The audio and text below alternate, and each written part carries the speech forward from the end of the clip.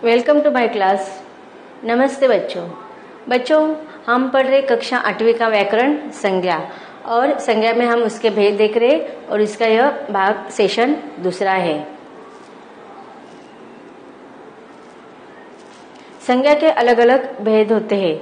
इसके पहले भाग में हमने अलग अलग उदाहरणों के द्वारा संज्ञा किसे कहते हैं यह देखा था। किसे कहते हैं संज्ञा? नाम को। संज्ञा का मीनिंग होता है नाम। किसी भी व्यक्ति, वस्तु, पदार्थ आदियों के नाम का बोध होता है, तब क्या होते हैं? वह संज्ञा होते हैं। ये अलग अलग उदाहरणों के द्वारा हमने देखा था। उसके बाद हमने क्या पढ़ा था? संज्ञा के भेद। उसमें पहला भेद कौन सा होता है? संज्ञा के कुल मिलाकर 5 भेद होते हैं। तो इसके पहले भाग में हमने व्यक्तिवाचक और जातिवाचक संज्ञा को पढ़ा था। तो व्यक्तिवाचक संज्ञा और जातिवाचक संज्ञा, इसमें क्या फर्क होता है यह हमने पढ़ा था। कौन बता सकता है मुझे? व्यक्तिवाचक और जातिवाचक संज्ञा का अर्थ क्या होता है, किसमें उसमें डिफरेंस क्या होते हैं? हाँ, व्यक्तिवाचक संज्ञा में क्या होता है? किसी व्यक्ति का नाम होता है। Very good. और जातिवाचक संज्ञा में अच्छा, पूरे जाति का बोध होता है। ठीक है। तो देखो, व्यक्तिवाचक संज्ञा और जातिवाचक संज्ञा में आप हमेशा कंफ्यूज होते हैं। तो मैंने आपको इसके पहले भाग में समझाया था कि किस प्रकार वाक्य में जब किसी व्यक्ति का, वस्तु का, पदार्थ का जब स्पेशल नाम होता है, स्पेसिफिक नाम दिया जाता है, तो वह हमेशा व्यक्तिवाचक होता है। लेकिन जब वाक्य में पूरे जाति का, पूरे समूह का बोध नहीं होता है, उनके नाम, स्पेशल नाम का बोध नहीं होता है, पूरे समूह का बोध कराते हैं, ऐसे शब्दों को जातिवाचक संज्ञा कहते हैं। जैसे कि गांव में लड़के खेल रहे थे। तो अभी लड़के तो बहुत सारे होते, लेकिन यहाँ पर हमें किसी विशेष बच्चों का नाम नहीं बताया गया। तो जब लड़के, बच्चों आदि नाम आएंगे तो वह जातिवाचक होंगे। हाँ, अब जैसे कि गांव से भी हमें स्पेशल गांव का नाम नहीं पता चल रहा है। हाँ, तो पूरे गांव का समूह का बोध हो रहा है, इसलिए गांव शब्द भी क्या हुआ? जातिवाचक। अगर किसी स्पेशल व्यक्ति का, वस्तु का नाम लेते हैं तो वह हमेशा व्यक्तिवाचक होता है। तो हमने व्यक्तिवाचक और जातिवाचक संज्ञा को अलग अलग उदाहरणों के द्वारा समझा, और फिर उसमें क्या डिफरेंस होता है वो भी देखा। अब इसका अगला भाग है, अगला प्रकार है भाववाचक संज्ञा। तो इस भाग में हम भाववाचक संज्ञा को विस्तार से पढ़ते हैं। यहाँ पर मैंने कुछ अलग अलग उदाहरण दिए हैं, उसे देखते हैं हम कैसे। मैंने प्रार्थना की। तो देखो, मैंने क्या की? प्रार्थना की। हाँ, तो यह प्रार्थना करना, इससे क्या पता चल रहा है कि एक भाव का, हमारे मन के एक लगाव का पता चल रहा है। तो प्रार्थना, इससे हमें एक विशेष भाव का बोध हो रहा है। इसके बाद बड़ों को आदर दो। तो देखो, आदर देना यह शब्द भी हमारे मन से रिलेटेड है। हाँ, कि हमारे भाव से रिलेटेड है। तो आदर इस शब्द से भी हमें क्या पता चल रहा है कि एक भाव के बारे में पता चले, कि हमारे मन की भावना, जिससे संबंध हमारे मन से, हमारे भावनाओं से होता है। हाँ, ऐसे शब्द। जैसे कि तीसरा उदाहरण है, वे ईमानदार है। ईमानदारी, तो ये भी देखो गुण है ना, मनुष्य का गुण है ईमानदारी। तो ईमानदार यह शब्द भी हमारे मन से रिलेटेड है, भावना से रिलेटेड है। उसके बाद रावण दुष्ट व्यक्ति था।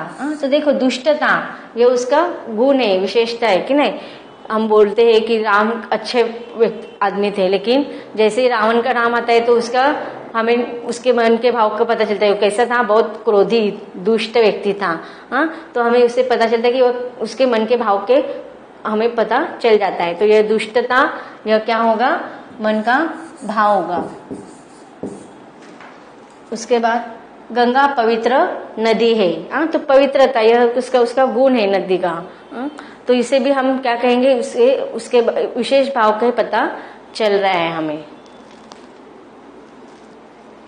तो देखो, भाववाचक संज्ञा को हमने अलग अलग उदाहरणों के द्वारा समझा। अब देखते हैं उसकी डेफिनेशन। जिस संज्ञा शब्द से किसी व्यक्ति, वस्तु, प्राणी आदि के गुण, दोष, अवस्था, स्वभाव, भाव, दशा आदि का बोध होता है, उस शब्द को भाववाचक संज्ञा कहा जाता है। जैसे कि हमने पहले उदाहरण में देखा था कि रावण कैसा व्यक्ति है, दुष्ट व्यक्ति है, लेकिन अगर राम का नाम लेते तो वो कैसे बहुत अच्छे व्यक्ति थे। तो यहाँ पर उनके व्यक्ति के गुण दोषों का जहाँ पर बोध होता है, तो जैसे कि हमने पहले उदाहरण में देखा था कि एक उदाहरण था कि वह ईमानदार है, तो ईमानदारी होना ये क्या है, अच्छा गुण है। तो हमें किसी व्यक्ति के, वस्तुओं के, पदार्थों के जहाँ पर अच्छा या बुरा गुण दिखाई देता है तो वह हमेशा भाववाचक होगा। अवस्था, अवस्था का अर्थ होता है कि देखो मनुष्य के अलग अलग अवस्था होता है, कभी बचपना होता है, कभी बुढ़ापा होता है, कभी यौनावस्थाओं में होता है। तो जब वाक्य में ऐसे शब्द आते हैं तो वह हमेशा भाववाचक संज्ञा होगी। उसी प्रकार स्वभाव, जहाँ पर स्वभाव का बोध होता है कि वह व्यक्ति बहुत दयालु है। दयालु शब्द से हमें पता चल रहा है कि उसके गुण का, उसके स्वभाव के बारे में पता चल रहा है। तो इससे जब उनके भाव और दशा आदि का बोध होता है तो वह हमेशा क्या होते हैं, भाववाचक संज्ञा होते हैं। यहाँ पर मैंने और कुछ शब्द लिखे हैं जैसे कि बुढ़ापा, बचपन। अभी मैंने कहा था कि जो अवस्था, मनुष्य के अलग अलग अवस्थाओं, मतलब उनके भाव का हमें पता चल रहा है। उसके बाद मिठास, मिठास स्वाद का नाम भी है और किसी के गुण का नाम भी है। व्यक्तियों के बोलते ना कि उसके स्वभाव में बहुत मिठास भरी हुई है, तो हमें उसके गुण भी दिखाई देता है। उसके बाद सच्चाई, सच्चाई शब्द से भी हमें पता चलता है उसके गुण का।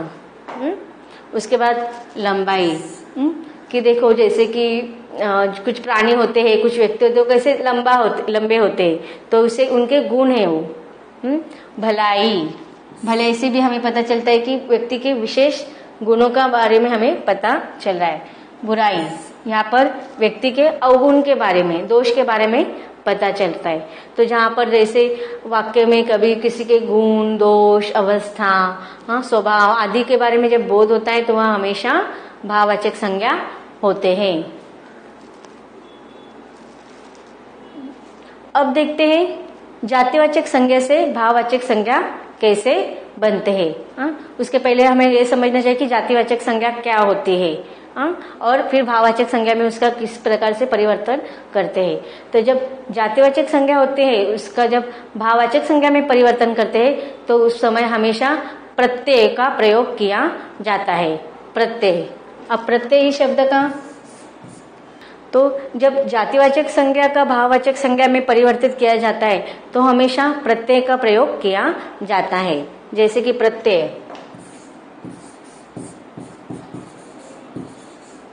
अब प्रत्यय क्या होता है, पढ़ा था आपने, कौन बताएगा? वाक्य के पहले या बाद में? शब्द के पहले क्या कहते पहले इसको? जब शब्द के पहले इसमें लगाया जाता था उपसर्ग कहते। Very good. फिर प्रत्यय कैसे कहेंगे? शब्द के बाद में जब दूसरा शब्द जुड़कर आता है, मतलब एक शब्द के बाद अंत में जुड़ने वाले शब्द को प्रत्यय कहते हैं। वेरी गुड, याद है आप सबको सब। तो प्रत्यय मतलब जातिवाचक संज्ञा के बाद जो प्रत्यय जुड़ा जाता है तो उसका परिवर्तन जब जिन शब्द में होता है उसे भाववाचक संज्ञा कहेंगे। तो जातिवाचक संज्ञा से किस प्रकार से भाववाचक संज्ञा बनते हैं वो देखते हैं। जैसे कि बच्चा, बच्चा यह शब्द है, उसमें हमने पण, बच्चा इस शब्द में हमने पण यह प्रत्यय लगाया तो उसमें भाववाचक संज्ञा बना बचपन। उसी प्रकार शिशु, देखो हमने देखा था ना कि अवस्था है, भाववाचक जातिवाचक संज्ञा में भी देखा था हमने। तो शिशु यह क्या हो गए? जातिवाचक संज्ञा। तो उसमें हमने प्रत्यय लगाया व प्रत्यय लगने से शब्द बना शैशव। तो अब देखो यहाँ पर शैशव शब्द इस प्रकार से होना चाहिए, शैशव। उसके बाद लड़का, इस जातिवाचक संज्ञा में प्रत्यय लगाएंगे हम पण। तो लड़का इस शब्द में पण, इस शब्द को प्रत्यय को लगा देने से भाववाचक शब्द बनेगा। कौन सा बताओ? वेरी गुड, लड़कपन। कौन सा शब्द बना? लड़कपन। जब जातिवाचक संज्ञा का भाववाचक संज्ञा में परिवर्तन करना होता है तो अलग अलग प्रत्यय लगाकर उनमें परिवर्तन किया जाता है। अब देखते हैं और उदाहरण। जातिवाचक संज्ञा से भाववाचक संज्ञा कैसे बनाए जाते हैं वो देख रहे हैं हम। उसमें मनुष्य, पहला शब्द है मनुष्य, उसने प्रत्यय लगाया ता। मनुष्य इस शब्द में ता प्रत्यय लगने से कौन सा भाववाचक संज्ञा बनेगा? मनुष्यता। Very good.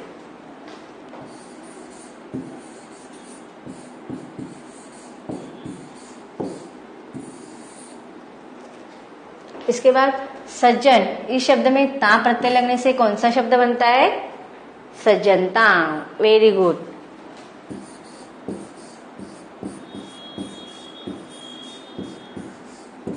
आपको एग्जाम में पूछा जाता है इस प्रकार से प्रत्यय लगाकर या जातिवाचक संज्ञा से भाववाचक संज्ञा बनाइए, या फिर आपको प्रत्यय लगाए हुए भाववाचक संज्ञा शब्द दिए जाते हैं और उसका आपको पूछा जाता है कि ये कौन सा प्रकार है संज्ञा का। जैसे कि सज्जनता शब्द दिया गया है तो आपको पूछेंगे इस संज्ञा का कौन सा प्रकार है, तो यह भाववाचक संज्ञा है।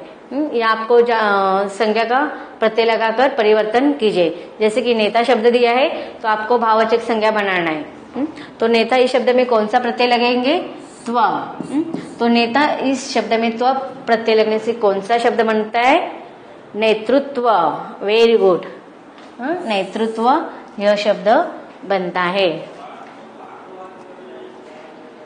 उसके बाद देखते हैं, और अब हमने देखा था जातिवाचक संज्ञा से भाववाचक संज्ञा में परिवर्तन कैसे होता है। अब देखते हैं विशेषणों के द्वारा, विशेषण शब्दों के द्वारा भाववाचक संज्ञा कैसे बनाए जाते हैं। क्योंकि हम क्या देख रहे हैं? भाववाचक संज्ञा, यह प्रकार देख रहे हैं संज्ञा का। तो विशेषण वाले शब्दों से भाववाचक संज्ञा में किस प्रकार प्रत्यय लगने से बदलाव होता है वह देखते हैं।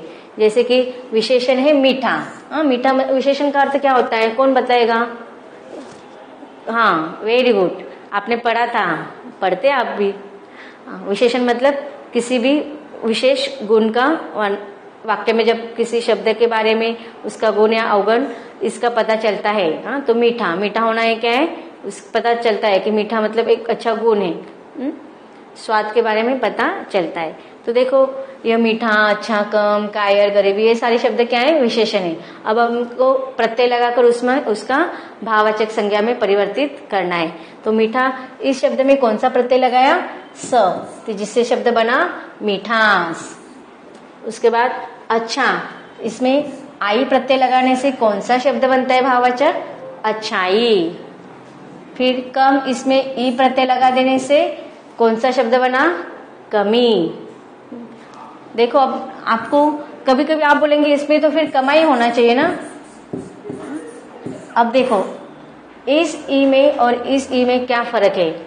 अब यह जब यहाँ पर कम है और जब कम में आई प्रत्यय लगेगा तो वह क्या होगा? कमाई। लेकिन हमें कौन सा प्रत्यय लगाना है? ई, इसलिए यह शब्द क्या हुआ? कमी।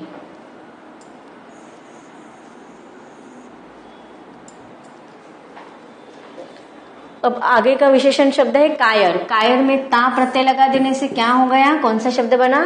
कायरता। उसके बाद गरीब, इसमें ई प्रत्यय लगा देने से कौन सा शब्द बना है? गरीबी। फिर दुष्ट में ता प्रत्यय लगा देने से कौन सा शब्द बना? दुष्टता। Very good. उसी प्रकार सज्जन, इसमें ता प्रत्यय लगा देने से कौन सा शब्द बना? सज्जनता। Very good.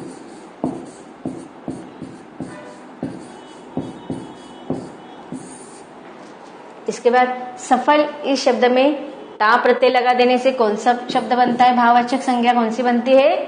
सफलता। Very good.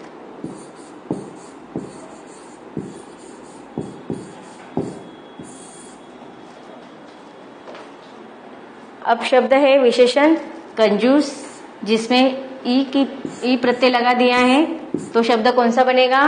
कौन बता सकता है? बताओ। कंजूस इस विशेषण शब्द में अगर ई प्रत्यय लगता है तो कौन सा भाववाचक संज्ञा बनेगा? कंजूसी। Very good.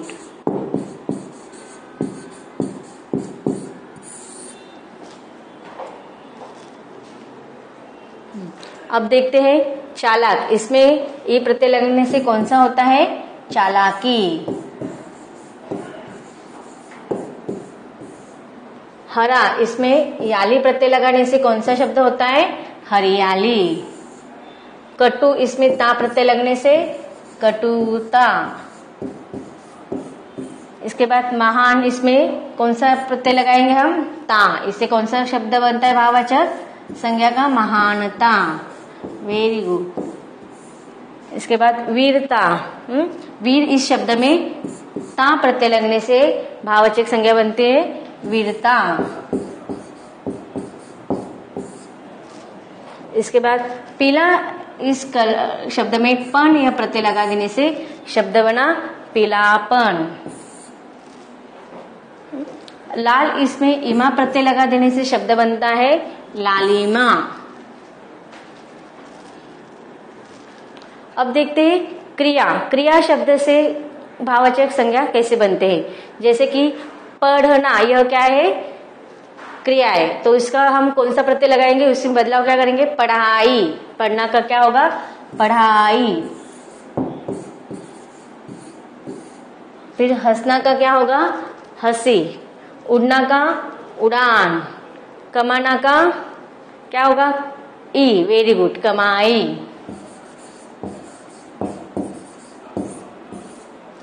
काटना का कटाई। Very good.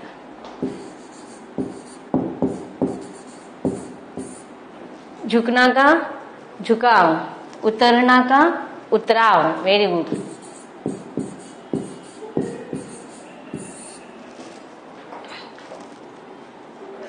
उसके बाद गिरना का गिरावट। खोजना का खोज। बचना का बचाव। दौड़ना का दौड़। यहाँ पर ना प्रत्यय लगाया गया है, तो जब भाववाचक संज्ञा बनेगा तो ना प्रत्यय निकलेगा और वहां पर शब्द बनेगा दौड़। घबराना का घबराहट। लिखना का लिखाई या लिखावट। शब्द दोनों में से कोई भी एक आ सकता है।